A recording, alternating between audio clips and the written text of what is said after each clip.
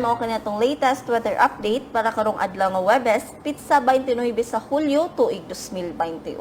Southwest monsoon o habagat ang padayong nakaapekto sa tibuok nasod.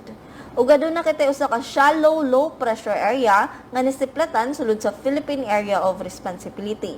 Kaganhinang alas 3 sa kadlawon ang sentro ni ini nahimutang sa gilayong 1,035 kilometers east-northeast sa extreme northern Luzon.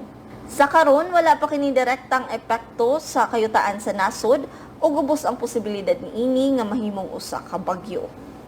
Samtang ang manabiling bahin sa Visayas, lakip na ang probinsya sa Subo, makasinati kita og generally fair weather, init ang panahon nga halos walay mga pag-ulan.